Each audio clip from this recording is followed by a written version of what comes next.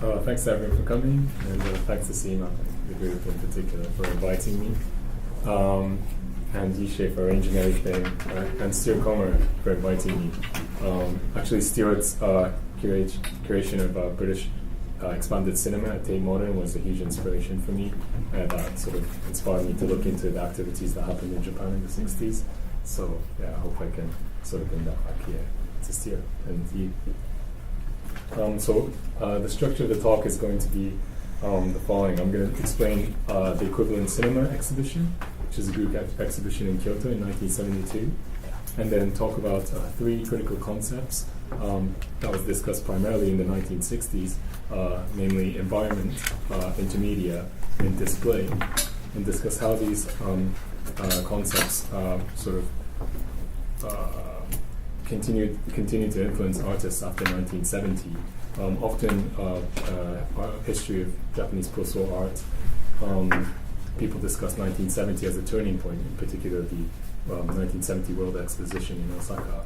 But I'd like to propose a different sort of paradigm to this narrative, and suggest that perhaps some of these ideas discussed in the 60s continue to impart influence on the artists in the 70s. So, Equivalent Cinema was an exhibition co-presented by the Kyoto Shimbun newspaper and an organization committee comprised mainly of the contributing artists. It was the 5th edition of the annual exhibition series, Exhibition of Contemporary Plastic Arts, Gendai no Zoukei, which was held for 6 consecutive days on the 14th to the 19th of October 1972 at the Kyoto Municipal Museum of Art. It was also the first exhibition in the series that was organized by the committee based on invitations rather than submissions. Beginning as an outdoor sculpture exhibition for its first 2 editions in 1968 and 1969, the exhibition series followed its local artists' interests that had shifted towards cinema by the late 1960s. The artists had begun organizing small screening events and making their own experimental films by founding collectives such as C Documentary Film and the Art Films Association. For its 3rd and 4th edition, the Exhibition of Contemporary Plastic Arts was converted into a screening event held in conference halls. After the artists began voicing their growing frustrations with sequential screenings, fixed audience arrangements, and single-screen formats, the Exhibition of Contemporary Plastic Arts brought together the artists' engagement with sculpture and film by staging a group exhibition of film installations for the 5th edition. So this is a photo of the group exhibition. As the first in the country, the group exhibition installed works by 16 artists using 23 slide and film projectors and video monitors into one room of the museum. Projected onto walls, the floor, and a window, the coordinated disarray of the exhibition layout was an intentional attempt to hand over the navigation of space and time to the museum visitors. The committee explained that the use of the word equivalent in the title was meant to signify an equal relationship between the individual works in the exhibition as well as between the artworks and the individual visitors. The catalogue mirrored the exhibition layout and was designed as an unpaginated collection of cards, which reflected the rejection of order in the exhibition space. Each card in the collection was allocated to each artist, with on one side a list of the artist's previous exhibitions, and on the other side an explanation of his work in the exhibition, using words, diagrams, and still photographs. In both forms of catalogue and exhibition layout, the organizing committee resisted imposing a pre-designed structure upon the museum visitors and hoped to encourage a form of participation. The co-presentation of the individual works within the same 4 walls, however, did not dilute the strength of the individual works, at least according to the review published in Bijutsu Art Journal by Tsukiji Katsuyuki. Each piece held its own. While the exhibition itself demands further attention, particularly in light of recent prevalence of exhibition studies and in art history, let us start by taking a close look at a selection of the works exhibited as part of the group exhibition. We can find 3 recurring characteristics. Firstly, the organization committee made a declaration for, and I quote, the destruction, or at least a questioning of the status of the screen, which in the exhibition manifested in an approach to the cinema screen that explored its potential beyond being just the surface of an image. Furthermore, with the restrictions of the 4 walls the artists were forced to adapt to, the artists were forced to adapt to the space in ways that encouraged approaches beyond linear arrangements that we find in the cinema space. Artists Matsumoto Shoji and Yonezu Shigehide both positioned the screen in the middle of the room, making it visible from all angles, with projections from both sides illuminating its surfaces.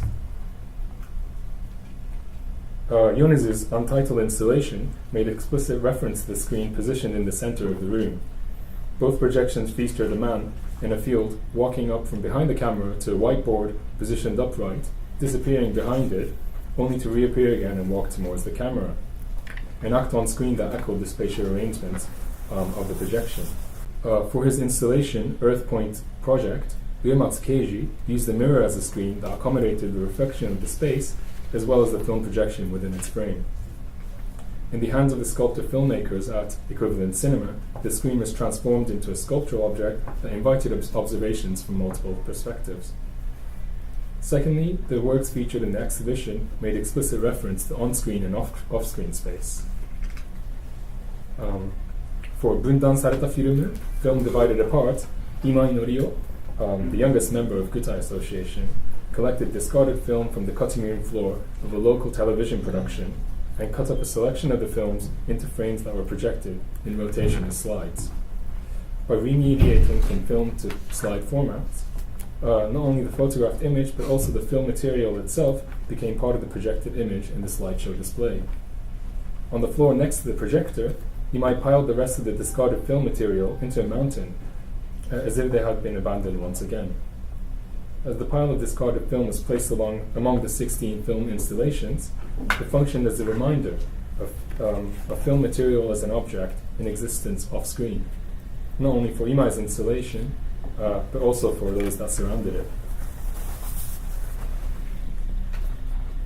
Muraoka Saburo's untitled installation involved the film of a man holding up a square timber plank up against the wall, which itself was projected onto the same plank, positioned up against one of the walls of the museum.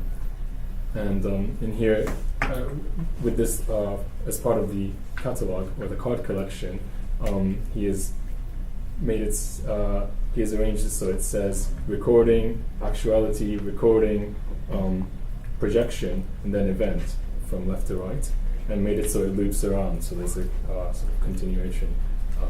There's no start to finish, but it keeps rotating. Okay.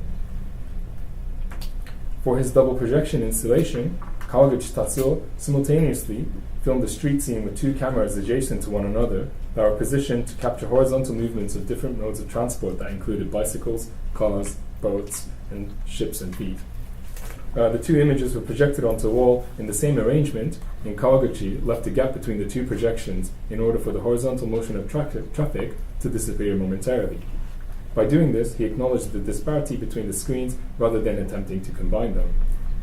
By aligning the projector arrangements with the camera positions, Kawaguchi's installation brought together off and on-screen space in a way that illustrated their separation.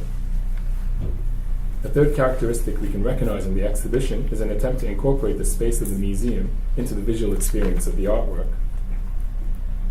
Matsumoto Shoji, for example, placed a transparent screen in the middle of the room and projected slides onto the screen that, together with the shadow of the monitors and visitors, created multi-layered images on the other side that was recorded by a video camera and transmitted back onto the monitor.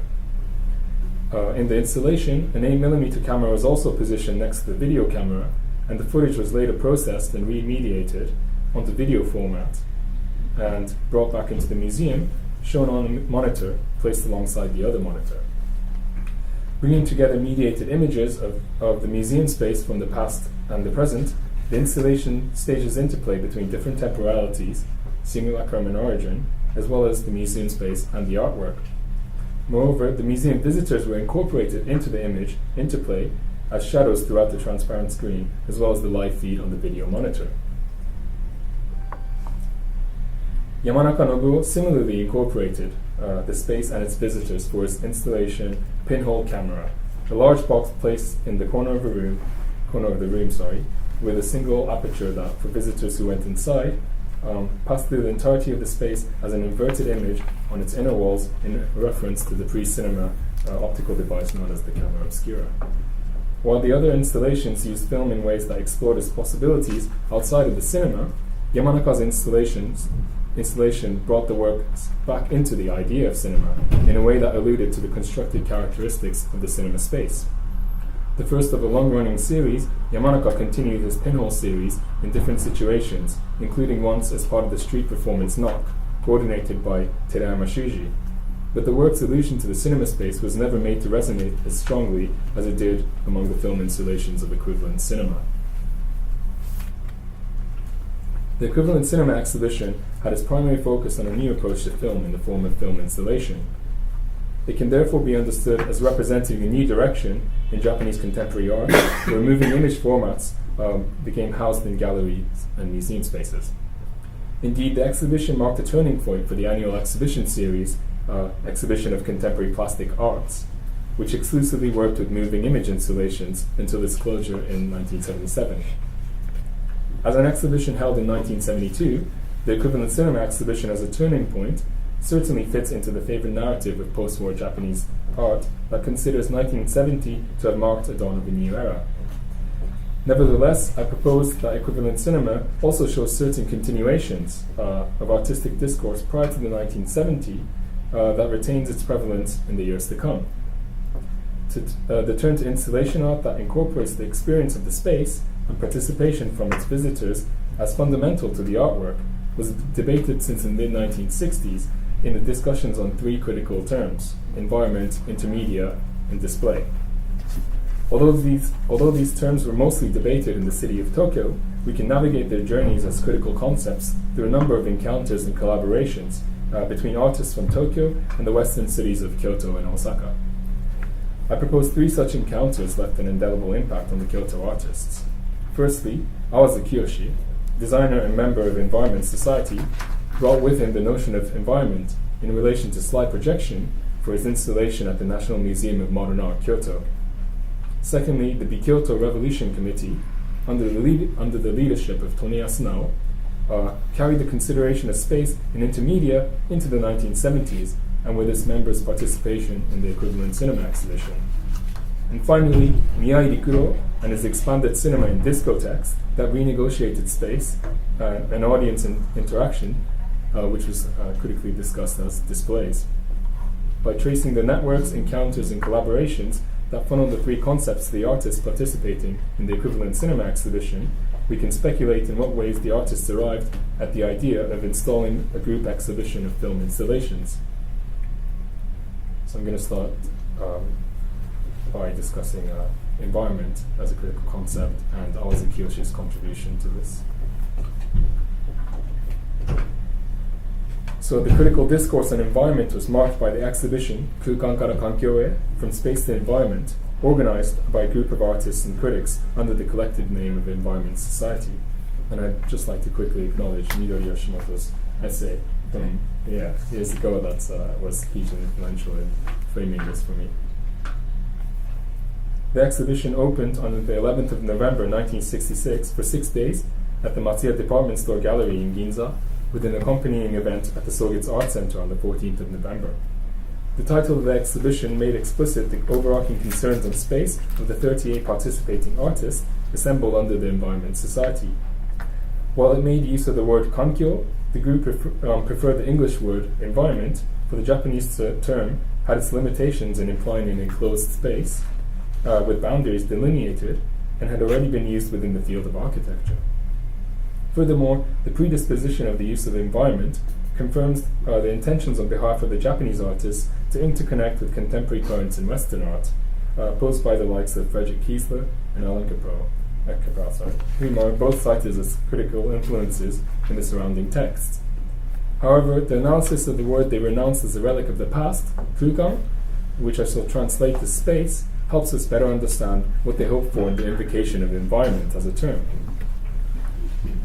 The Japanese word for space, kukan, is a compound word comprising of two kanji characters, the first meaning emptiness, vacuum, or sky, and the other denoting an interval, or commonly known as ma. Therefore, one might argue what the artist sought to abandon was the tendency to neglect the space between art and its display as an empty interval, deprived of associative meaning. Another empty interval the Environment Society attempted to relinquish was the relationship between the artwork and its audience.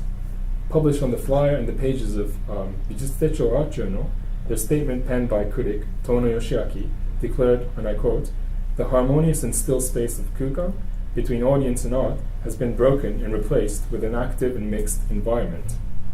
End quote. Akiyama Kuniharu, another member of the society, reiterated in his statement, and I quote Akiyama, "One incarnation of contemporary art is in your own experience. The space transforms according to the experience of its visitors." End quote. In other words, environment art, in his belief, centered on the relationship between space, artwork, and audience. Many of the artworks presented at the exhibition depended on audience engagement for their success and encouraged tactile participation from their visitors. Some works were damaged and mishandled, leading Tono to condemn the modes of participation, albeit with an excited undertone, as violent responses.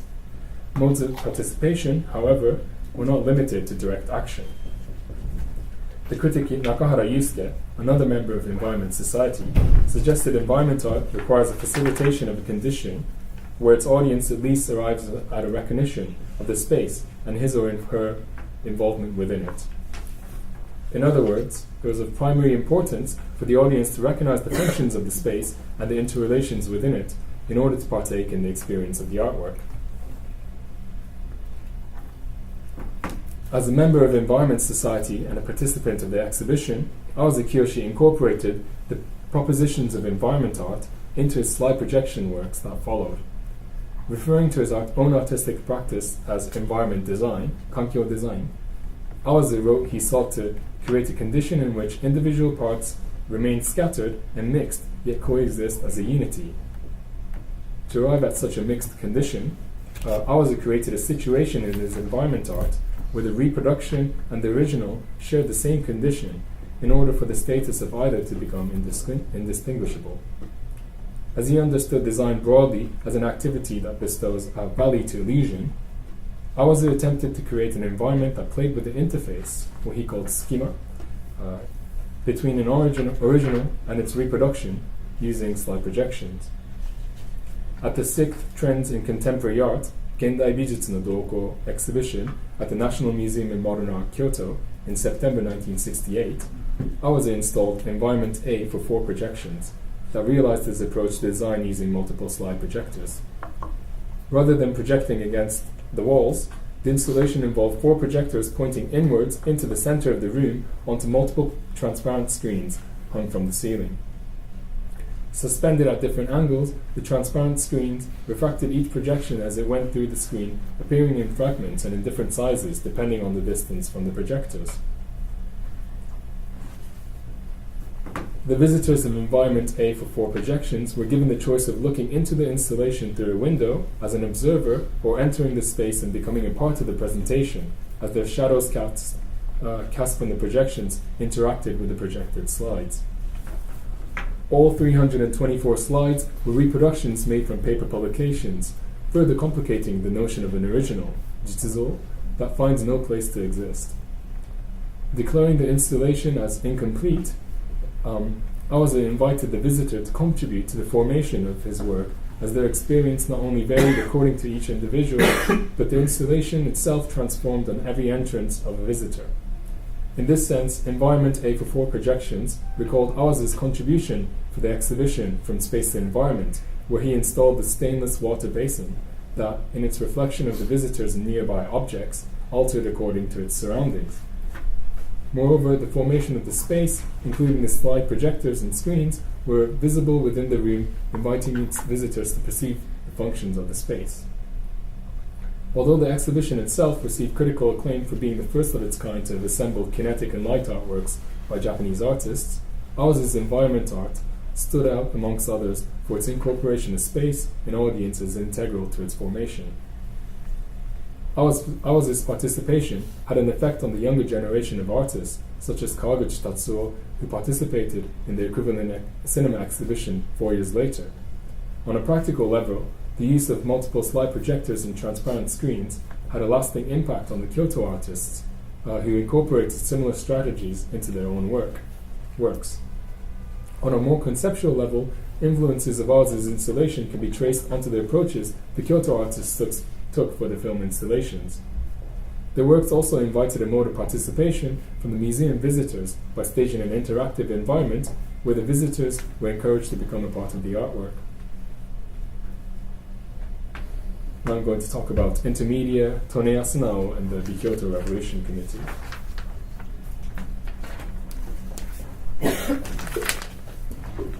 Another concept that called for audience participation and a reconsideration of space in mid-1960s Japan was a concept imported to Tokyo by the Fluxus network in the form of Intermedia.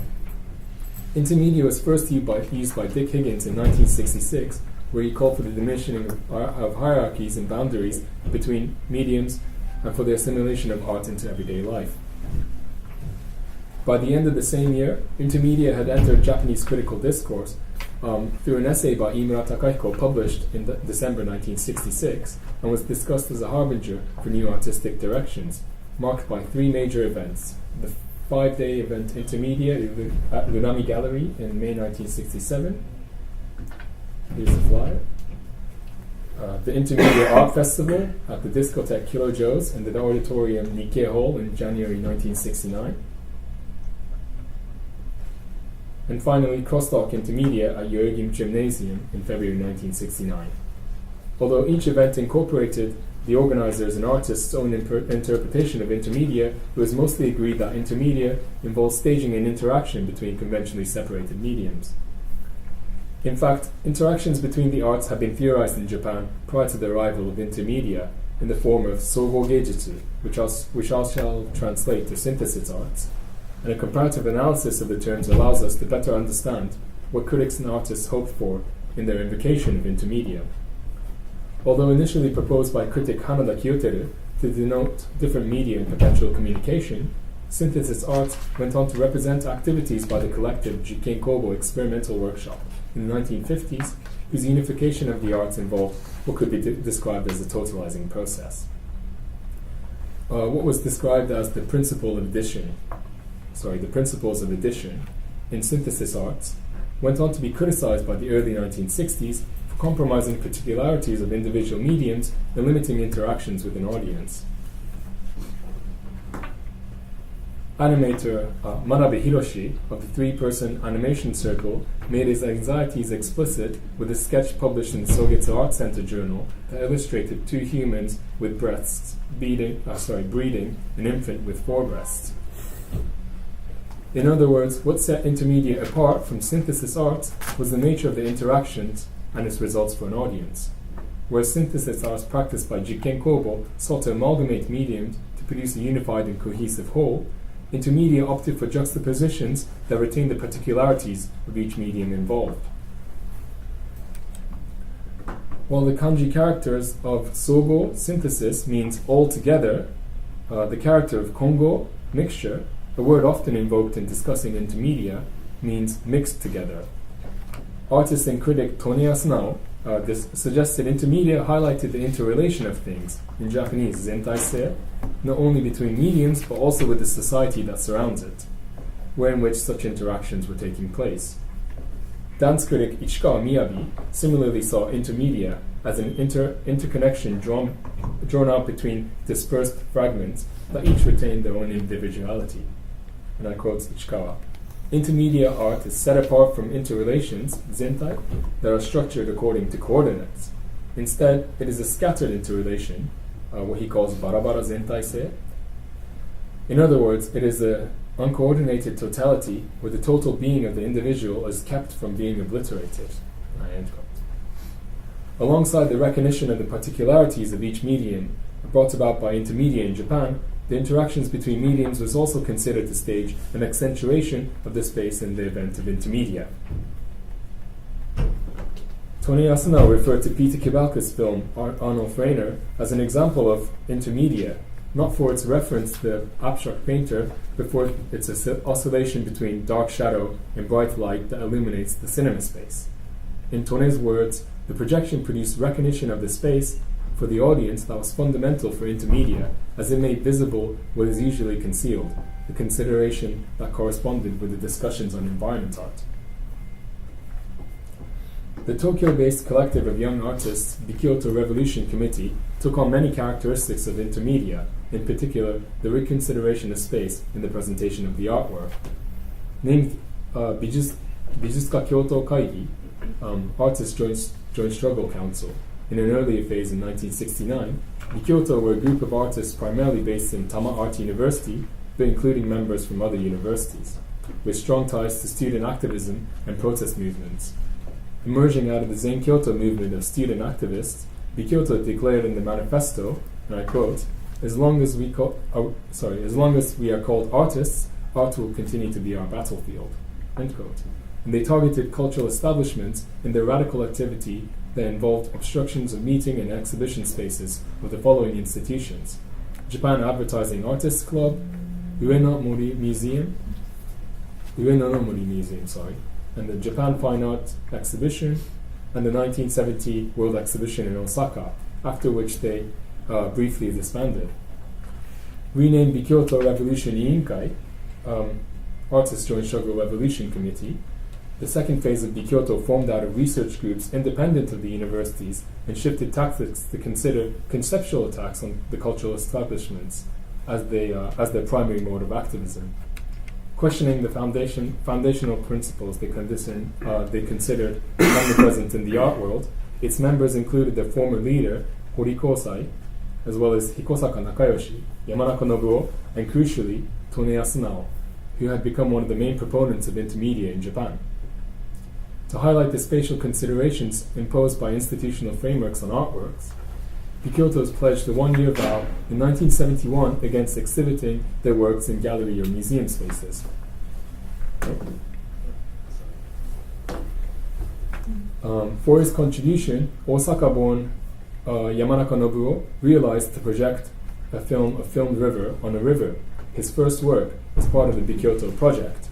Presented at the riverside of Tamagawa River, near his former university, Yamanaka had shot footage on the same river a couple of weeks prior to the event and, pretty much unedited, projected the film of the river back onto its surfaces once a night between the 25th and the 27th of June.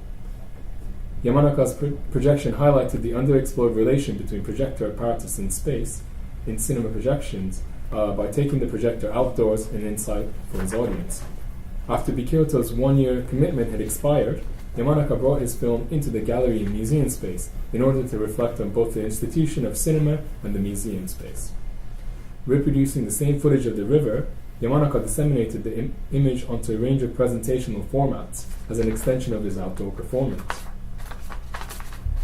At Nirenoki Gallery in July 1972, Yamanaka installed Quadrangle of River, a slide projection of the footage of the river onto 15 transparent vinyl screens hung in front of the projector. In this installation, an 8mm projector was also placed on the opposite end to project the same image of a river. Through the multiplication of the screens, the visitor saw a gradual decline in the luminescence of light, as well as an increase in the size of the frame the further the screen was positioned from its projector. A month later, in August 1972, Yamanaka submitted copying to Bijutsu Journal for their October issue, where the 16mm film of the river was transferred onto litho film, a high-contrast film used for photo engraving that takes out the grey between the black and the white, which was then mass-produced onto the pages of the journal. In Diffusion of River, shown 2 months later at Tamura Gallery, Yamanaka used two 16mm projectors facing the window outwards, ultimately projecting the same footage. Due to the interference of daylight, even with a dimmed room, the only thing visible during its daily installation between 12 p.m. and 12 a.m. was the projector until the darkness of the night allowed for the projected image to manifest on the street. In Fixed River, shown at Atelier Shinon in Tokyo on November 1972, 15 sheets of litho film from Copying, his previous work, were hung as screens from the ceiling onto which images of the river, reproduced as slides, were projected onto them. Finally, Fixed River 2 eliminated projection entirely and exhibited the still frames of the same footage onto litho film material laid out separately onto the walls of the Kyoto Municipal Museum of Art for the Kyoto Independent Exhibition in February 1973. Within a short period of a little bit over a year, the footage of the river migrated into different locations from solo to group exhibition, and into different presentational circumstances from performance to installation. Whereas the performative quality of projection light was emphasized in film performances of expanded cinema, the film installation called attention to the sculptural features inherent but usually concealed in film projection.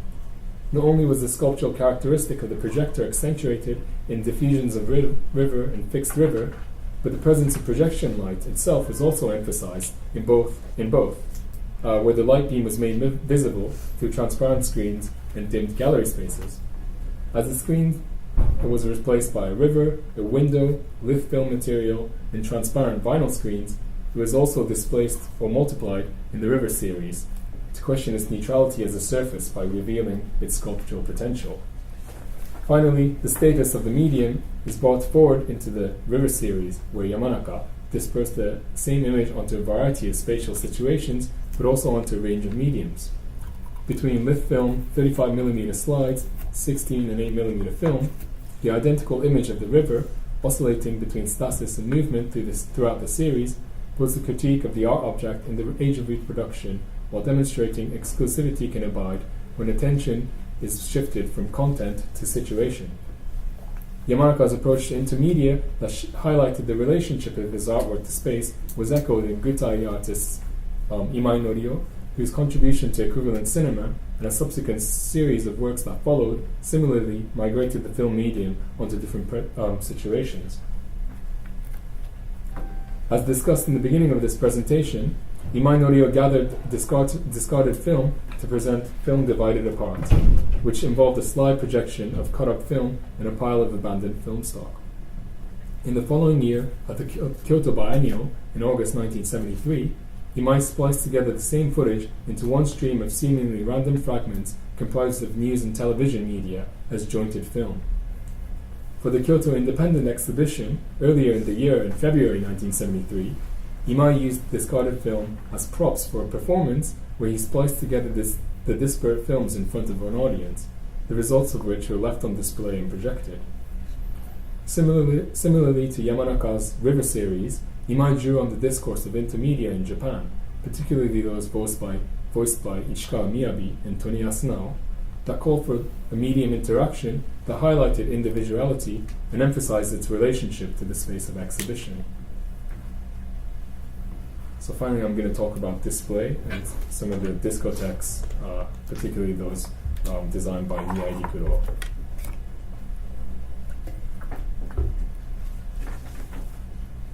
Finally, the third concept that called for reconsideration of space and audience interaction is the notion of display. Display is a word used by Japanese businesses and artists who work with corporations to delineate the exhibition of trade products in an artistic way for the purposes of encouraging purchases or strengthening brand name. Although rising to prominence in Japanese lexicon in the 1950s, mainly to describe flat window displays for department stores, the spatial turn to contemporary art also encouraged the use of displays in spatial arrangements of expositions and fashion shows. Increasing competition between corporations had led to a demand for creative input, leading to recruitments of contemporary artists such as Yamaguchi Katsuhiro and Okamoto Taro, who both became directors for major pavilions at the Expo 70. Displays share two characteristics with environment and Intermedia. Firstly, the reconsideration of space as a primary factor because of their presentation in a spatial context, and second, their aim for interacting with an audience beyond linear sort of arrangements because of their purpose to encourage spectators' interactivity. Explaining the fundamental principles of display, film critic Okada Susumu echoed the discourse on environment art, writing, and I quote, "Display does not just communicate information, but through an environment that synthesizes objects and people, communicates to the visitors and their sensory perceptions. Displays must encourage visitor participation and be shaped by their very participation." End quote. In a seminar held in August 1963 by the Tokyo Display Association, historian Abe Kimimasa suggested displays should resist the temptation of the pure arts, Junsui Geijutsu, in favor of bringing together different arts into synthesis, sogo, a sentiment that was echoed later in critic Fujimoto Shinsuke's description of displays as impure. In such ways, discussions on display foreshadows the discourse on environment in Intermedia, not only in its emphasis of space and its relation to the artwork, but also in its emphasis on medium interaction and audience interaction. While the pavilions of Expo 70 drew on ideas developed in display and environment to propose an audience implicated into the formation of the art, in practice, the civilian control of Expo 70 severely restricted autonomous activity. On the other hand, discotheques, considered a pinnacle of display culture, facilitated the widely theorized opportunities of display into practice, for the business was dependent on audience participation to ensure commercial viability. Rather than a prearranged facilitation of patterned motion seen in the pavilions of Expo 70, a number of underground discotheques staged a radical proposition for its visitors to not only move freely, but also galvanize changes in its display through their participation.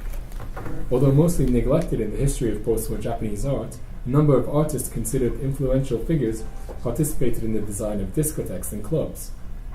Architect Kurokawa Kisho and musician Ichiyanagi Toshi, for Space Capsule, got an image for this. Awazu Kiyoshi for Luminescence, a club. And Terayama Shuji, Ueno Akira, and Yoko Tadanori for Panic, another club. Just to name a few examples. One of the most active artists in designing discotheques was Miyai Rikuro. Traversing different creative worlds had always been central to Miyai's practice, as not only was he a hippie, futen, that was considered an icon of his generation, but he was also an underground filmmaker working in expanded cinema, a film critic, a model, an advisor for television programs and magazines, and the founding leader of Unit Production, an independent film production unit set up in his apartment in Shinjuku. Working in collaboration with engineers and architects for the design of discotheques and nightclubs, Miyai was responsible for many spaces for nighttime entertainment considered landmarks at the time. For Club Shariwari, Miyai constructed a space with blackened walls and half-silvered mirrors installed on the ceiling and the floor in order for the projection of light and the reflection of visitors to refract into multiple directions to make illusion and original indistinguishable. The critic Ishizaki Koichiro commented on the club space, and I quote, I discovered presence in the illusion of shadows. I discovered absence in matter, end quote. However, it was his design of the discotheque Killer Joe's that most directly imparted the characteristics considered fundamental to the culture of display. Miyai Rikuro planned the discotheque Killer Joe's as a collaborative project with design by Hayata Yasuhiro, art design by animator Tanami Keiichi, pneumatic sculptural designs by Yoshida Minoru from Gutai Association, and Tone Yasunao again on the advisory board. Installing 20 slides and overhead projectors, Killer Joe's was designed to have light projections, mostly containing illustrations by Tanami, onto its walls from all directions.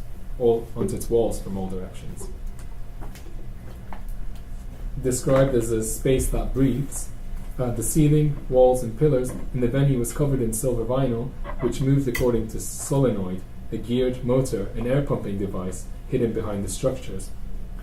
Describing the pneumatic sculpture as an environment skin, designer Hayata described the ways in which the discotheque was designed to interact with and respond to the changing times, as in his words.